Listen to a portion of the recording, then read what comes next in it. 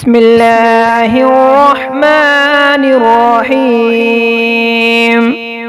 اللهم صل على سيدنا محمد وعلى آل سيدنا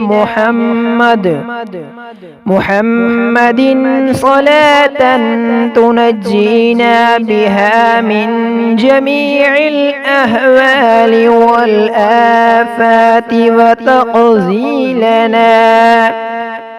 وتقضي لنا بها جميع الحاجات وتطهرنا بها من جميع السيئات وترفعنا بها عندك أعلى الدرجات وتبلغنا بها أقصى الغايات من جميع الخيرات في الحياة وبعد الممات، إنك مجيب الدعوات ورافع الدرجات ويا قاضي الحاجات ويا كافي المهمات ويا دافع البليات ويا حل المشكلات.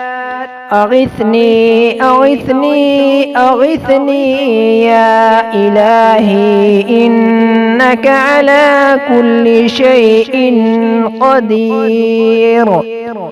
اللهم صل على سيدنا محمد النبي الأمي وآله وبارك وسلم. أستغفر الله الذي لا إله إلا هو الحي القيوم وأتوب إليه.